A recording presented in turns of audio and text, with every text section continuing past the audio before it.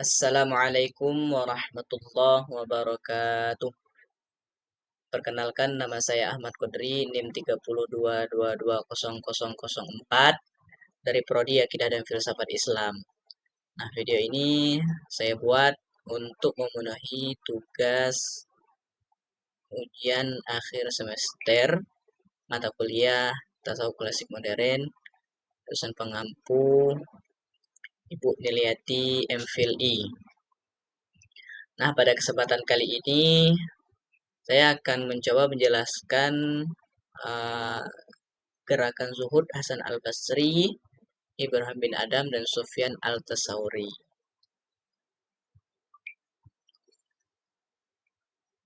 Nah, sebelum saya masuk kepada tiga tokoh yang saya sebutkan tadi, saya terlebih dahulu menjelaskan pengertian zuhud. Nah, zuhud ini sering dibicarakan oleh para ulama tentang pengertiannya dan implementasinya. Dan zuhud ini juga merupakan salah satu makom ya, tingkatan di dalam ilmu tasawuf.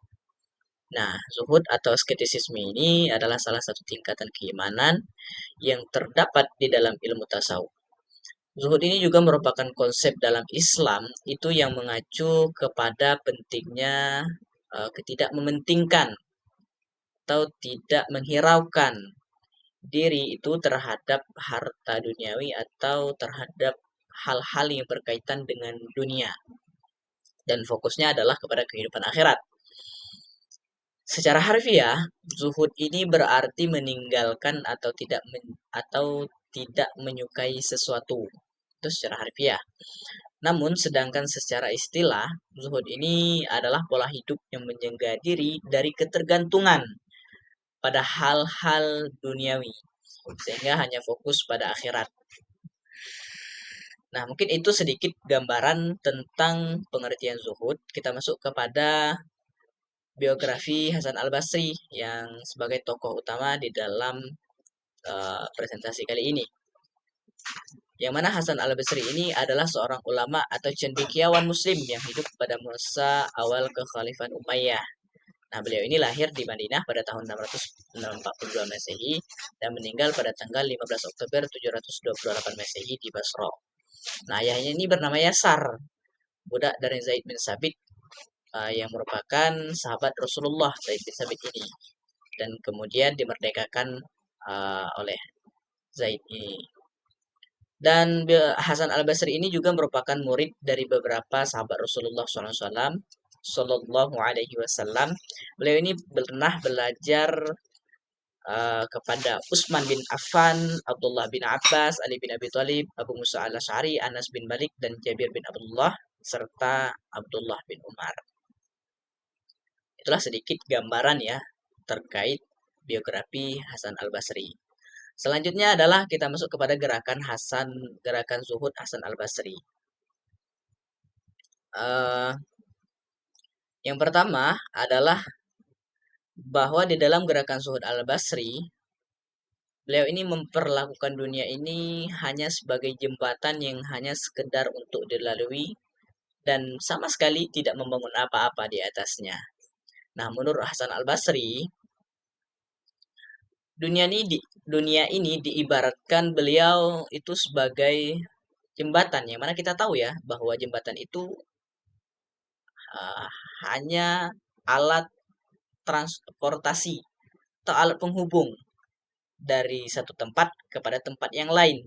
Nah, Hasan Al-Basri ini itu mengibaratkan dunia ini sebagai jembatan tadi, yang mana penghubung dunia fana ini kepada dunia yang abadi.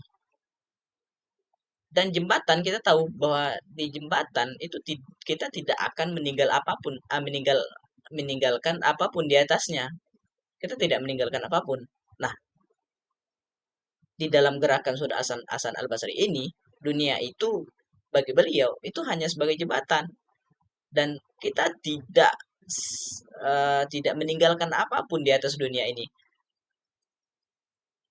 dan tidak membangun apa-apa, dan dunia itu hanya sebagai alat penghubung kita untuk menuju alam akhirat atau alam keabadian. Selanjutnya adalah bahwa beliau menolak menggantungkan diri kepada harta benda, yang mana eh, ketika kita menggantungkan diri kepada harta benda, menurut beliau itu bisa eh, membuat kita lupa akan jati diri kita dan bisa melupakan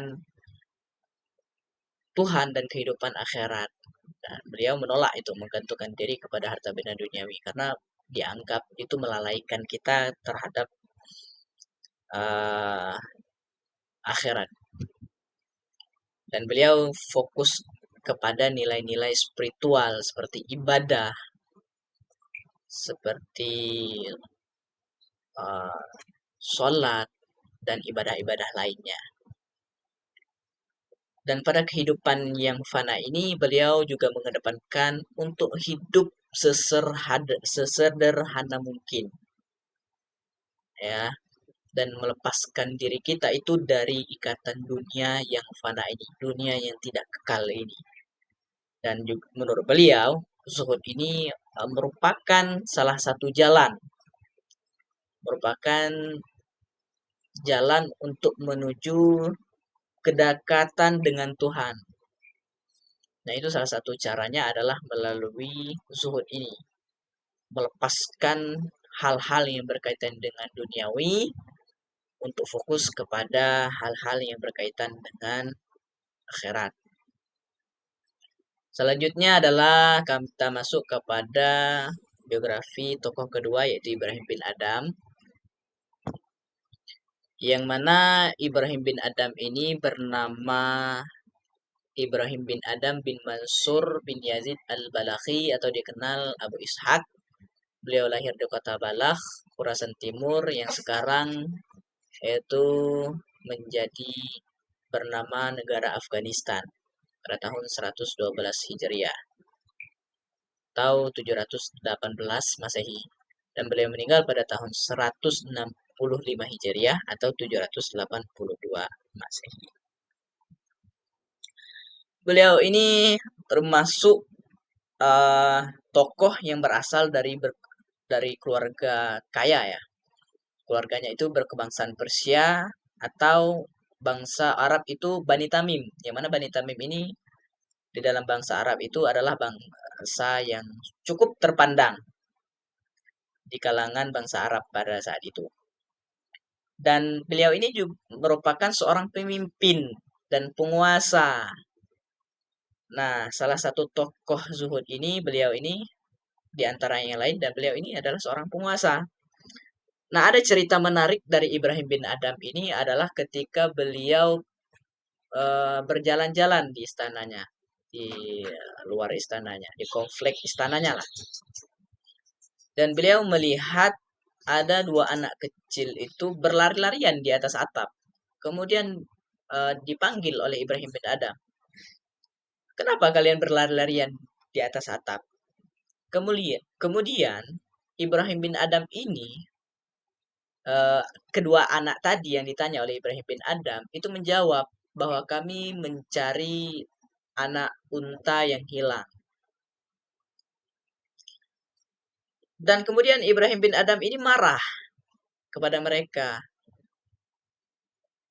Mana ada anak unta yang ada di atas atap, ya kan? Itu bagi Ibrahim bin Adham tidak masuk akal sama sekali. Dan menurut Ibrahim bin Adham itu tidak bisa diterima oleh akal. Kemudian kedua anak tadi membalas dengan mengatakan, mana ada penguasa yang bisa mendekatkan diri kepada Allah Subhanahu wa taala sedangkan mereka bergelimang harta benda duniawi. Dan kemudian seketika kedua anak itu hilang. Nah, dari sinilah uh, Ibrahim bin Adham tergerak hatinya dan menganggap kedua anak tadi itu malaikat yang mengujinya atau mengingatkannya akan hal-hal yang bisa menjauhkan diri dari Allah Subhanahu wa taala. Dan kemudian beliau ini pergi ke Baghdad, Irak, Syam dan Hijaz untuk menimba ilmu dari para ulama. Dan setelah beliau menuntut ilmu dari para ulama tadi, beliau ini kemudian dikenal karena kezuhudannya serta kekayaan ilmu dan waraknya. Dan selama hidupnya itu melakukan pengembaraan, menjalani hidup dan hidup zuhud, serta menghindari belas kasihan orang lain.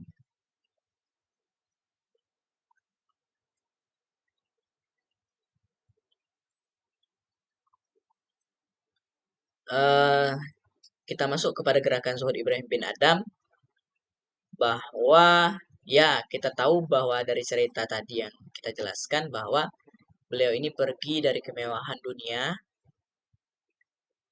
dan lebih menekankan kepada zuhud dan ketakwaan, menekankan kesederhanaan, dan beliau juga menekankan ketekunan di dalam ibadah dan menjadikan Allah ini sebagai sahabat, lalu meninggalkan manusia itu jauh di belakang. Dan beliau juga mengatakan bahwa tasawuf ini adalah sebuah keindahan dan kebesaran hati menuju kepada kebebasan sejati. Yang menurut beliau ini adalah tasawuf ini merupakan sebuah keindahan dan kebesaran hati untuk kita bisa mencapai atau menuju kepada kebebasan yang mutlak atau kebebasan yang sejati. Dan menurut beliau, hidup zuhud dan adil itu dapat mengantarkan manusia itu kepada kesucian murni, kesucian batin, dan meninggalkan dunia. Ya, selanjutnya adalah meninggalkan dunia, sehingga bisa beribadah dengan ikhlas kepada Allah SWT. Nah, menurut Ibrahim bin Adam, ketika kita bisa meninggalkan dunia dan seisinya, itu kita bisa beribadah, bermunajah, beribadah dengan ikhlas, tenang kepada Allah Subhanahu wa taala. Nah, selanjutnya adalah gerakan Zuhud Ibrahim ini mencerminkan pengorbanan dan penolakan terhadap harta dunia demi mencapai tujuan spiritual dan mendekatkan diri kepada Allah Subhanahu wa taala. Dengan sekelumit kisah tentang Ibrahim bin Adam, tentang bagaimana beliau ini meninggalkan kekuasaannya, kekayaannya, demi untuk mencapai tujuan spiritual dan mendekatkan diri kepada Allah. Nah, ini bisa menjadi suatu pemahaman atau pelajaran kepada kita semua bahwa gerakan zuhud yang dibawa oleh Ibrahim bin Adam ini adalah suatu pengorbanan terhadap diri sendiri itu kepada sesuatu yang lebih abadi atau sesuatu yang bisa mendatangkan rahmat dari Allah Subhanahu wa taala. Nah, pada suatu ketika itu beliau ini pernah ditanya, "Mengapa Anda itu menjauhi orang banyak?" Nah, beliau ini menjawab, "Kupegang teguh agama di dadaku, dengannya aku lari dari satu negeri ke negeri yang lain, dari bumi yang kutinggalkan menuju bumi yang akan kudatangi. Setiap orang melihatku menyangka aku seorang pengembala atau orang gila. Hal ini kulakukan dengan harapan aku bisa memelihara kehidupan beragamaku dari godaan setan dan menjaga keimananku sehingga selamat sampai pintu gerbang kematian." Nah, dari ucapan, dari jawaban Ibrahim bin Adam tadi, itu bisa kita pahami bahwa beliau ini sangat memegang erat agama di dalam kehidupannya. Nah, dan beliau ini pergi dari satu negeri itu pergi ke tempat yang lain, dari bumi yang ditinggalkannya saat ini menuju bumi yang akan didatanginya. Dan dari situlah itu seakan-akan orang itu menganggap beliau ini adalah seorang pengembala atau orang gila. Nah, ini beliau lakukan itu dengan tujuan, dengan harapan itu bisa memelihara kehidupan beragamanya itu dari godaan syaitan, dan itu agar bisa menjaga ketakwaan atau keimanannya, sehingga beliau ini selamat sampai pintu gerbang kematian. Dengan kita bisa pahami bahwa beliau ini menjauhi banyak orang. Nah, ketika beliau ini menjauhi banyak orang, itu beliau bisa hidup tenang dalam beribadah kepada Allah Subhanahu wa taala. Itulah sedikit uh, segelintir ya pemahaman kami atau materi kami tentang uh, biografi Ibrahim Adam dan gerakan zuhudnya. Mungkin bisa Anda cari, teman-teman sekalian cari referensi dari tulisan-tulisan lain. Selanjutnya kami menjelaskan tentang tokoh ketiga dalam presentasi kami kali ini, yaitu Sufyan Al-Tasawuri. Beliau ini bernama asli namanya itu Sufyan bin Sa'id bin Masruq bin Rafi' bin Abdullah bin Mahabbah bin Abi Abdullah bin Manqad bin Al-Haris bin Sa'labah bin Amir bin Mulkan bin Sur bin Abdul Manad bin Abda bin Tabiqah bin Alias. Lahir di Kufah pada tahun 96 Hijriah dan wafat di Basrah pada tahun 161 Hijriah. Beliau ini merupakan ulama yang sangat produktif. Beliau menulis karya penting di dalam berbagai bidang ilmu agama seperti fikih, tafsir, dan hadis. Sufyan Ats-Tsauri ini juga merupakan seorang ulama hadis yang sangat dihormati dan dipuji oleh banyak ulama pada masanya. Karena beliau ini terkenal dengan kecerdasannya, kemuliaannya, dan kekuatan hafalannya terhadap hadis. Nah, ayahnya Sa'id bin Masruq As-Sauri itu juga merupakan seorang ulama terkemuka, juga merupakan ulama hadis pada saat itu. Nah, Sufyan ini mengikuti jejak dalam belajar ilmu agama ini dari beliau ini, dari ayahnya. Nah, kita masuk kepada segmen gerakan zuhud Sufyan al-Sauri. Beliau ini pada gerakannya itu mengosongkan hati dari hal-hal yang bersifat duniawi. Nah, di dalam gerakannya ini, beliau ini terlebih dahulu itu mengosongkan hati. Hati ini harus kosong dari sifat-sifat atau hal-hal yang berkaitan dengan duniawi lah. Dan tidak dikatakan seseorang yang zahid, menurut Sufyan Ats-Tsauri itu tangannya itu bagi orang yang tidak menghindar daripada kenikmatan duniawi. Nah, menurut beliau ini seseorang itu tidak akan dikatakan seorang zahid jikalau seseorang itu mereka pelaku tasawuf atau siapapun mereka itu tidak akan dikatakan zahid jika mereka itu tidak menghindarkan tangannya dari kenikmatan duniawi. Nah, mereka itu tidak bisa, menurut Sufyan itu tidak bisa dikatakan zahid. Selanjutnya adalah meski kamu membutuhkan garam, namun kamu janganlah memintanya. Ini pesan yang sangat bagus ya dari gerakan Sufyan Ats-Tsauri ini. Dari pernyataan beliau itu kita bisa mengambil sebuah pelajaran atau sebuah pemahaman bahwa pesan ini menunjukkan pentingnya itu tidak terlalu bergantung pada bantuan atau kebutuhan materi dari orang lain. Seseorang itu menurut Sufyan diajarkan untuk menjaga martabat dirinya dengan tidak meminta secara langsung bahkan jika kebutuhan itu nyata. Kebutuhan itu sangat-sangat kita perlukan. Nah, menurut Sufyan Ats-Tsauri itu janganlah kita memintanya secara langsung. Selanjutnya adalah jika meski kamu membutuhkan garam, namun janganlah kamu meminta kepada seseorang karena roti yang kamu makan telah diberi garam pada saat dia ada. Nah, mungkin pemahaman kita secara umum mungkin karena sudah diberi garam ya. Nah, tetapi jika kita pahami lebih dalam bahwa pernyataan ini itu memiliki makna yang sangat dalam dan luas. Di dalam pernyataan ini itu mengandung makna kesederhanaan dalam kebutuhan.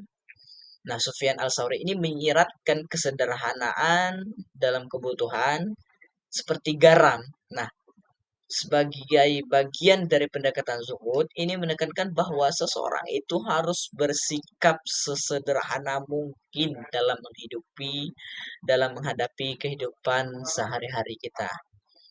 Kemudian ada, jika kamu membutuhkan air, maka gunakanlah air secukupnya dengan mengucurkan secukupnya. Itu akan bisa menghemat ya. Nah, itu bermakna bahwa kemandirian dan berserah kepada Allah Subhanahu wa taala, dan mengucapkan bahwa dengan meminta air dengan menyiramkannya secara cukup, itu menunjukkan bahwa keinginan untuk mandiri dan berserah kepada Allah itu memenuhi kebutuhan dasar kita. Jadi kita memakai atau